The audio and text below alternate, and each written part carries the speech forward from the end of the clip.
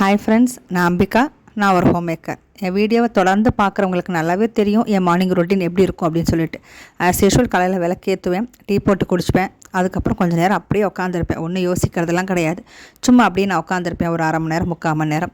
அதுக்கப்புறம் எழுந்திரிச்சு வந்துட்டு பிரேக்ஃபாஸ்ட்டோ இல்லை இவளுக்கு சாப்பாடு கட்டி கொடுக்குறதோ அந்த வேலையெல்லாம் நடக்கும். இன்றைக்கி அதே மாதிரி தான் சாப்பாடெல்லாம் கட்டி கொடுத்துட்டு ஸ்கூலில் ட்ராப் பண்ணிவிட்டு வந்துட்டு அதுக்கப்புறம் எங்களுக்கான பிரேக்ஃபாஸ்ட். இப்போலாம் டேரெக்டாக சமைக்கிறதுங்கிறது கொஞ்சம் ஸ்டாப் பண்ணி வச்சுருக்கேன். ஏன்னா இவருக்கு இந்த டயபெட்டிக் ரொட்டீன் போயிட்டுருக்கிறதுனால காலையில் கொஞ்சம் பிரேக்ஃபாஸ்ட்டு கொஞ்சம் லஞ்சுன்னு பிரித்து கொடுக்க வேண்டியது இருக்குது. ஸோ அதனால் அந்த மாதிரி இருக்கிறதுனால நான் பிரேக்ஃபாஸ்ட்டு கொஞ்சம் இப்போலாம் போட ஆரம்பிச்சிருக்கேன். முன்னெல்லாம் உங்களுக்கு தெரிஞ்சிருக்கும், பிரேக்ஃபாஸ்ட்டு லஞ்சு சேர்த்து ஒரே சமையலாக தான் இருக்கும். அப்புறம் ஈவினிங் டிஃபனோட நிறுத்திடுவேன். இப்போ வந்துட்டு இந்த மாத்திரை சாப்பிட்றதுனால பிரேக்ஃபாஸ்ட்டு கொஞ்சம் தனியாக நான் எடுத்து போட்டுட்ருக்கேன் இவருக்கு. அதே தான் நானும் சாப்பிட்றது. ஸோ இப்போ வந்து இன்றைக்கி இந்த பழைய மாவு கொஞ்சம் இருந்தது, அது ப்ளஸ் நான் அரைச்ச மாவு இருந்தது, அதையும் சேர்த்து போட்டு ஒரு கரைச்ச தோசை எனக்கு ஊற்றிட்டு ஒரு கொத்தமல்லி சட்னி அரைச்சி வச்சிடலான்ட்டு அதையும் அரைச்சி வச்சாச்சு. முருகனுக்கு 12 வாரம் 6 வெத்தலை அப்படின்னு சொல்லி தீபம் போட்டுட்டு இருந்தேன். போட்டு முடிச்சாச்சு. ஒரு 2 மாதத்துக்கு மேலே ஆச்சு. அதை பற்றி நான் யோசிக்க கூட இல்லை, அப்படின்னு நான் விட்டுட்டேன். இப்போ ஒரு 2-3 நாளாக தான் வந்து எனக்கு அதோட பலன்கள் வந்து கொஞ்சம் கொஞ்சமாக தெரிய ஆரம்பிச்சிருக்கு. நம்ம ரொம்ப அதையே யோசிச்சுட்டே இருந்தோம், நம்ம போட்டோமே அப்படின்னு யோசிச்சுட்டே இருந்தோம் அப்படின்ட்டா எதிர்பார்த்துட்டே இருந்தோம், நமக்கு கிடைக்காது. எதுவுமே அதிகமாக எதிர்பார்த்தா கிடைக்காது. அதை அப்படியே விட்டுட்டோம் அப்படின்ட்டா அது கரெக்டாக நமக்கு எப்போ வரணுமோ அப்போ வந்து சேர்ந்துடும். ஸோ இதுதான் வந்து நம்ம பிரம்ம முகூர்த்த தீபம் போட்டாலும் சரி, வெத்தலை தீபம் போட்டாலும் சரி, இதுதான் வந்து நடக்கும் ஆக்சுவலாகவே. ஸோ உடனே எந்த ஒரு ரிசல்ட்டும் கிடைக்காது. வீட்டிலையும் சரி, கோயிலுக்கு போனாலும் சரி, சாமிக்கிட்ட வேண்டுற ஒரே விஷயம் வந்து ஆரோக்கியம் மட்டும்தான். அது மட்டும்தான் வந்து கடைசி வரைக்கும் நம்ம கூட இருக்க போகிற சொத்து. பணம்லாம் இருக்காது, போயிடும். ஸோ அதனாலேயே வந்து அது ஒன்று இருந்தால் போதும், கடைசி வரைக்கும் யாருக்கும் எந்த சிரமமும் கொடுக்காம இருந்துட்டு போயிடலாம். அப்படி தான் எனக்கு எப்போவுமே தோணும். ஸோ அப்போ எந்த கோயிலுக்கு போனாலுமே அது ஒன்று தான் மைண்டில் ஃபஸ்ட்டு வரும். வருஷம் கோயில் ட்ரிப்பு நாங்கள் போகும்போது பழமையான கோயில், அதே மாதிரி பார்க்காத கோயில் இதெல்லாம் நாங்கள் போகிறது உண்டு.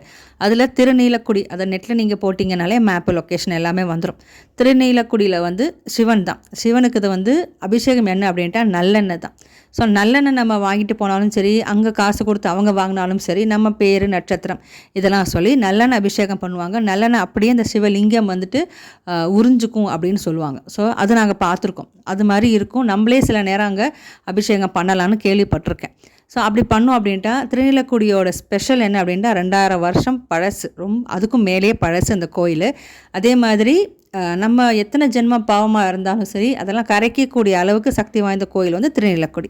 ஸோ அது நாங்கள் போயிருந்தோம் ஒரு 2-3 வருஷத்துக்கு மேலே இருக்கும்னு நினைக்கிறேன், ஞாபகம் இல்லை. ஸோ நாங்கள் போயிட்டு அந்த நல்லெண்ணெய் அபிஷேகம்லாம் செஞ்சுட்டு நாங்கள் வந்ததுக்கப்புறம் இவருக்கு எந்தெல்லாம் பிஸ்னஸில் வந்து தடைகள்லாம் இருந்ததோ அதெல்லாம் கொஞ்சம் கொஞ்சமாக விலக ஆரம்பிச்சது. ஸோ பிஸ்னஸும் நல்லா போக ஆரம்பிச்சது, விலக ஆரம்பிச்சது. அது வந்து அந்த நல்லெண்ணெய் அபிஷேகங்கிறத விட அதில் நாங்கள் நம்பிக்கை வச்சு நாங்கள் போனோம் பார்த்தீங்களா, அதுதான் வந்துட்டு அங்கே வேலை செஞ்சுருக்கு. ஸோ அதனால் எது செஞ்சாலும் விளக்கேற்றினாலும், தீபம் போட்டாலும், பிரம்ம தீபம் போட்டாலும், வெத்தலை தீபம் போட்டாலும், கோயிலுக்கு போனாலும் அது நம்பிக்கையோடு போனால் மட்டும்தான் அங்கே பலன் கிடைக்கும். ஸோ இதுதான் வந்து நான் வந்து இத்தனை வருஷத்தில் ஒரு அனுபவம் பேசுது அப்படின்னு சொல்லுவாங்க பார்த்தீங்களா, அதுதான் நான் உங்களுக்கு சொன்னது. வாழ்க்கையில் ரொம்ப அடிபட்டு சின்ன வயசுலேருந்தே ரொம்ப அடிபட்டு கஷ்டப்பட்டு தான் முன்னுக்கு வந்தவங்க பார்த்தீங்கன்னா ஒரு ஸ்டேஜுக்கு அப்புறம் நியூட்ரலாக தான் இருப்பாங்க. அதிக சந்தோஷமோ அதிக சோகமோ கோவமோ எதுவுமே இருக்காது, எல்லாம் நியூட்ரலாக இருக்கும்.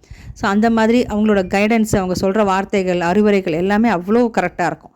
ஸோ அந்த மாதிரி தான் வந்து நம்ம வீட்டில் இருப்பாங்க, பெரியவங்க இருப்பாங்க. ஸோ அவங்களோட வார்த்தைகள் வந்துட்டு மீன்ஸ் அவாய்ட் பண்ணாமல் அதை ஒரு தடவை காதில் வாங்கிக்கிட்டோம் அப்படின்ட்டா நம்ம வாழ்க்கையில் அது எப்பயாவது தேவைப்படும், யூஸ் பண்ணிப்போம். இன்றைக்கி கிச்சன் கிளீனிங்கில் வந்து இந்த 2 செல்ஃப் ப்ரொவிஷன் ரேக்கு, இது 2ஐயும் வந்துட்டு இந்த மசாலாலாம் கொட்டியிருந்தது அதெல்லாம் எடுத்துகிட்டு க்ளீன் பண்ணிவிட்டு டப்பாலையும் வந்துட்டு பொருள்லாம் கொட்டி வச்சுட்டு நீட்டாக எடுத்து வச்சாச்சு. கிச்சன் யூட்டிலிட்டி காட்ட சொல்லியிருந்தாங்க. அது சின்ன ஸ்பேஸ் தான். அது மேலே வந்துட்டு இந்த ஷெட்டு போட்டிருக்கோம் மழைக்காக. அது இல்லை அப்படின்ட்டு நல்லாவே இங்கே வெயில் வரும். அந்த கருப்பாக இருக்கிறதெல்லாம் கூட நான் ஹார்பிக்லாம் போட்டு கொஞ்சம் கொஞ்சமாக க்ளீன் பண்ணியிருந்தேன். ஓரளவு தான் க்ளீன் பண்ண முடிஞ்சது. இப்போது இதில் தான் வந்து சிங்க்கு, அதுக்கப்புறம் ஒரு சின்ன மேடை மாதிரி கட்டித்தர சொல்லியிருக்கேன். டோருக்கு பின்னாடி இந்த மாதிரி சிலிண்டர், அதுக்கப்புறம் நம்ம வாஷிங் மிஷினுக்கு போடுற அந்த சோப்பு லிக்விட் இதெல்லாம் இங்கே இருக்கும். அவ்வளோதான். இது வந்து நான் சொல்லியிருந்தேன் இல்லையா, அந்த மினி கிச்சன் மாதிரி யூட்டிலிட்டியில் அது பட்ஜெட் எல்லாம் ஓகே அப்படின்னு இவர் சொல்லியிருந்தார். ஸோ ஒரு 1 வீக்கில் வந்துட்டு வேலையை ஸ்டார்ட் பண்ண சொல்லியிருக்காங்க.